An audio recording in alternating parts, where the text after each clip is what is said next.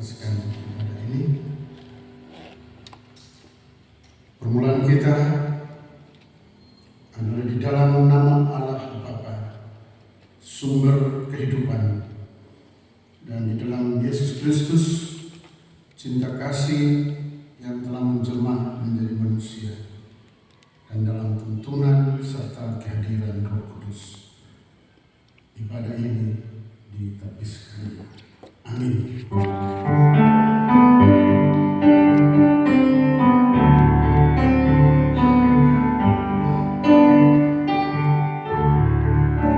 Tak terbilang rahmatmu padaku, tak terhitung anugerahmu.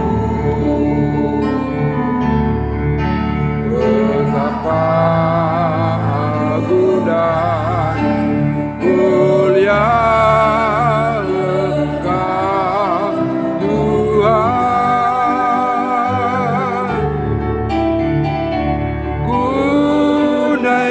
syukur serta pujian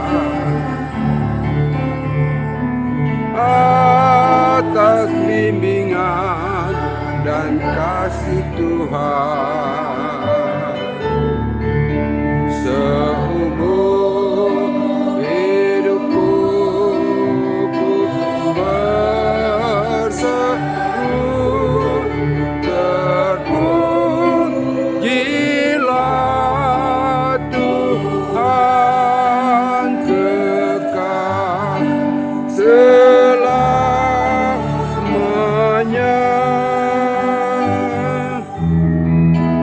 Sutegodung mau wata kawasan dalam ada tei sembah patuka kendabu mangkeka pendangin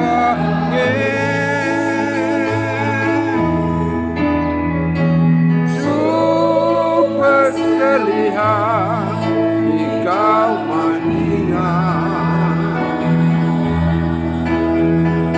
Oh suleneha tak menentang, sudah mandung kegatian di kami.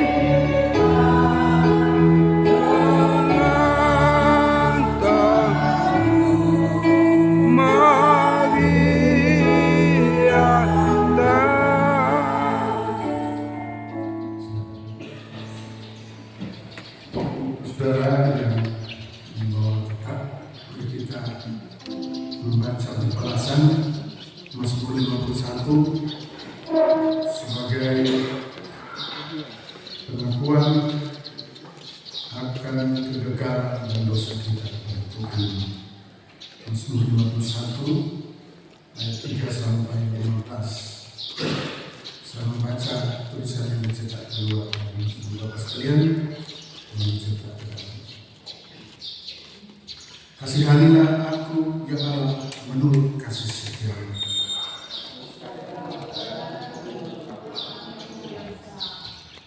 Bersihkanlah aku seluruhnya dari kesalahanku,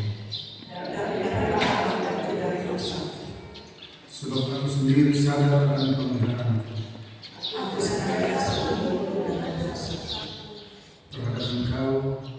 Terhadap engkau sajalah aku telah berdosa, supaya ternyata engkau adil dalam putusanmu. Sesungguhnya dalam kesalahan aku diperanakan, sesungguhnya engkau berkenan akan kebenaran dalam batin.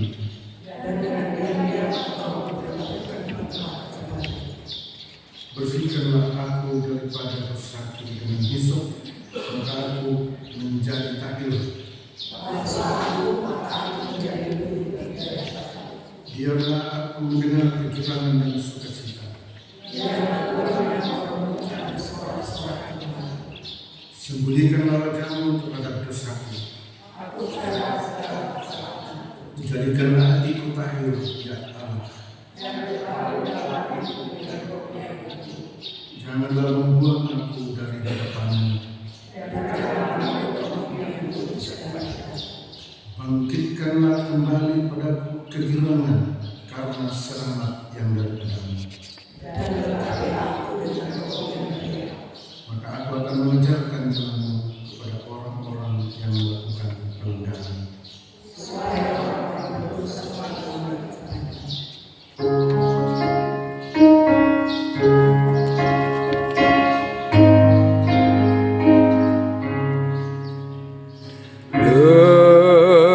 Dengarlah doa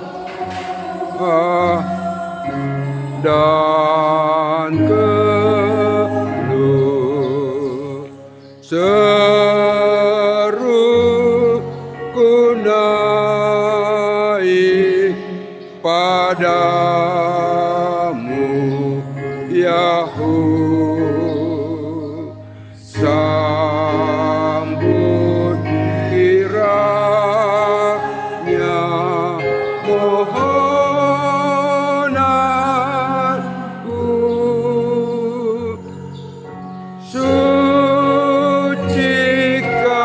sucikanlah jiwaku, ya Tuhan.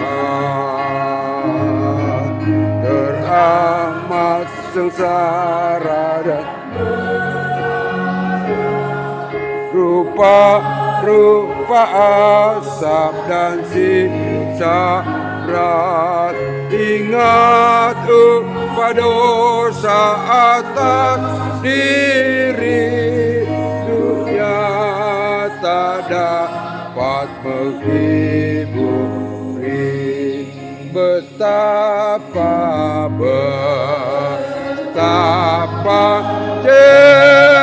jelas diriku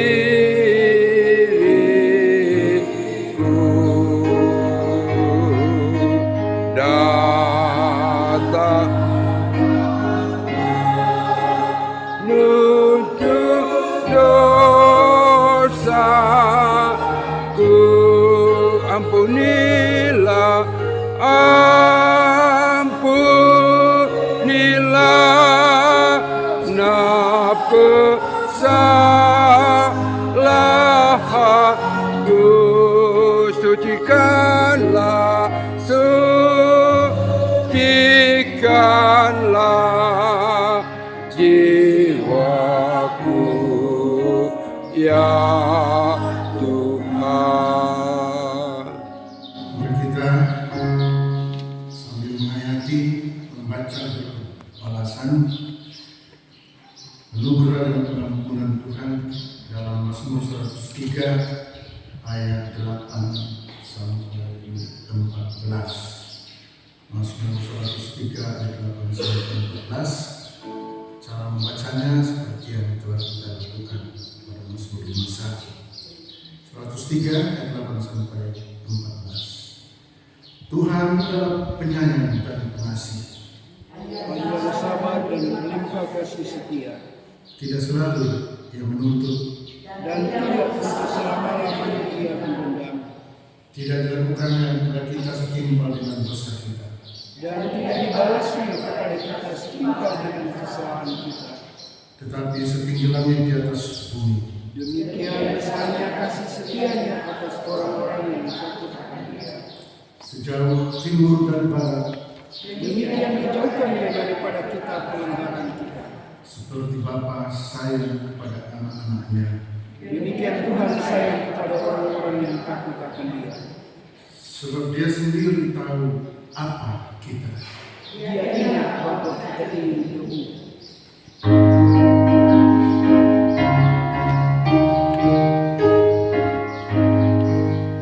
Ajaib anugerah Yesus.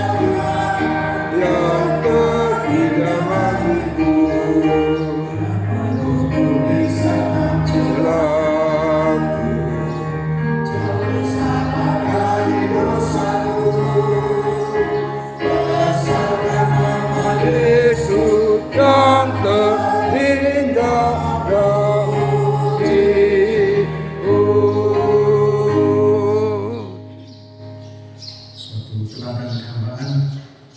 Yesus datang untuk melayani dan bukan dilayani.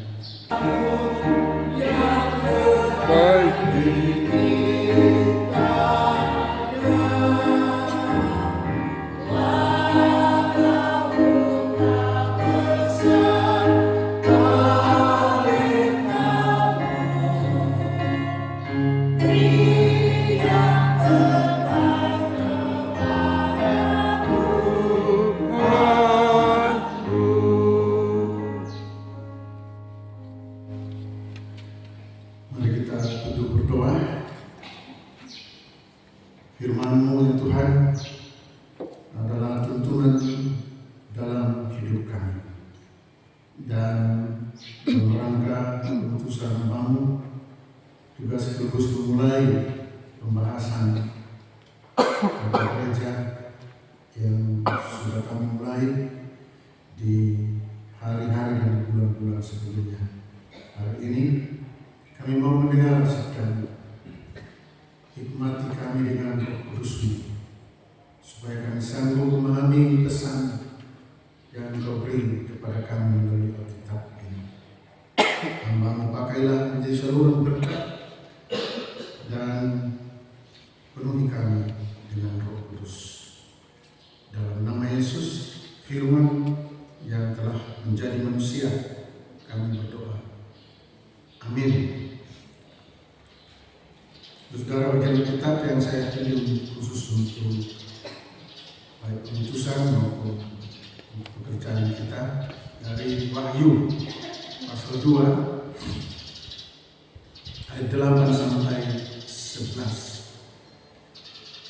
Ini salah satu pesan yang disampaikan oleh Wahyu Yohanes,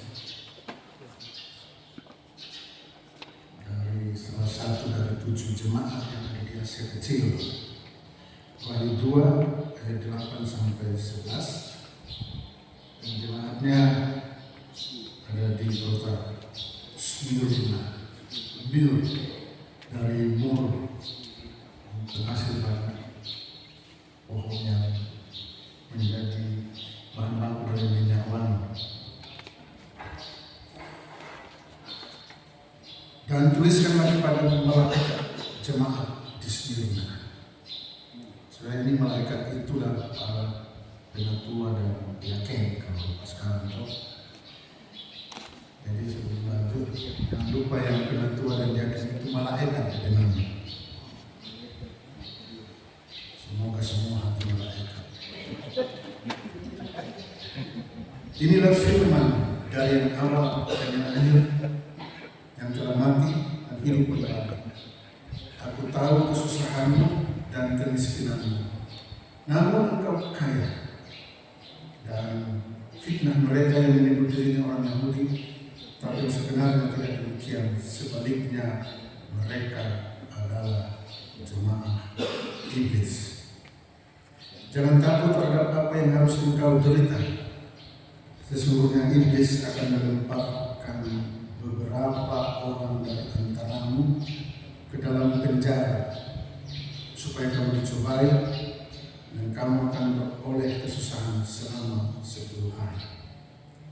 Hendaklah engkau setia sampai mati, dan aku akan menurunkan kepadamu mahkota kehidupan. Siapa bertelinga, hendaklah yang mendengarkan apa yang dikatakan Roh kepada jemaat-jemaat. Barang siapa yang dia tidak akan menderita apa-apa oleh kematian yang kedua. Demikian firman Tuhan. Bagian terakhir itu, barang siapa menang. Kata menang biasanya itu muncul kalau ada perjuangan, yang biasanya ada peperangan. Jadi memang sekitar tahun mulai tahun 54 sebenarnya, ini Kaisar Domitianus yang berkuasa waktu itu tahun 81 sampai 86. Sesudah Kaisar Nero, kemudian Domitianus yang menganggap dirinya sebagai Tuhan dan harus disembah, dan banyak praktek-praktek yang harus mengkultuskan Kaisar. Kalau tidak akan dikejar dan akan diambil nyawanya. Dan itu yang dilakukan oleh jemaat waktu itu. Waktu itulah kemudian Yohanes memperoleh wahyu di Pulau Patmos dan salah satunya kepada jemaat tersebut. Artinya begini ya, saudara-saudara sekalian, berita ini sebagai berita pengharapan di tengah penderitaan dan kesusahan. Oleh sebab itu satu ayat yang saya ambil sebagai tumpuan untuk perenungan ini di ayat 10 bagian akhir. Hendaklah engkau setia sampai mati, dan aku akan mengaruniakan kepadamu mahkota kehidupan. Ini kan agak bertentangan. Bagaimana bisa setia sampai mati, tapi kemudian ada mahkota kehidupan? Mati, tapi ujungnya kehidupan. Hadiahnya adalah kehidupan. Kalau begitu dimaksud sebenarnya adalah kehidupan kekal. Dan kehidupan kekal itu sebenarnya sudah mulai dari sini, sekarang ini. Cuma belum penuh. Nanti penuh itu kalau orang sudah meninggal. Dia mengalami total kedamaian dalam keabadian atau kekal kasih. Yang saya mau sampaikan di sini adalah, saudaraku, kata hendaklah engkau setia sampai mati.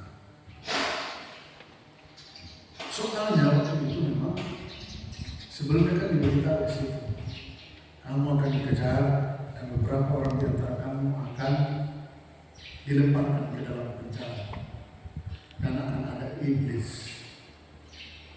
Iblis itu bahasanya di sini diabolos. Ada satu lagi bahasa untuk iblis itu satan, satanas. Ada perbedaan sedikit sekali. Kalau diabolos itu dia mencirikan pertama penghinaan. Jadi suka-suka menghina itu namanya diabolos. Itu pekerjaan diabolos. Yang kedua, dia selain menghina adalah mengacaukan semuanya. Jadi yang teratur selalu dikacaukan. Dan dalam kekacauan itu ada apa-apa. Dia bagi-bagi gitu. Divide et impera. Jadi pokoknya dikacaukan. Sedangkan yang satan itu cuma satu. Dia menggoda manusia untuk selalu melawan Tuhan. Di situ. Ya saudara, selain menghina, mengacaukan, tetapi juga merendahkan orang sama dengan menghina. Itu yang dialami, yang akan dialami oleh orang-orang yang mempercayakan dirinya kepada Tuhan. Hanya kepada jemaat itu.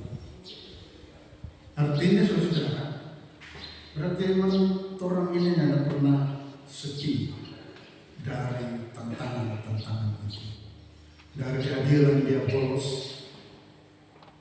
Kadang-kala bukan dari luar itu diabolos, bisa jadi ada dari dalam orang sendiri. Di tengah kuasa-kuasa yang menggoncang ini, firman Tuhan mengatakan Tuhan harus setia, dan kesetiaan itu tidak tentang harus sampai mati. Tapi yang benar saudara, di sana dikatakan ayat 10, jangan takut terhadap apa yang harus engkau derita, sesungguhnya iblis akan melemparkan beberapa orang dari antaramu ke dalam penjara supaya kamu dicobai dan kamu akan beroleh kesusahan selama 10 hari.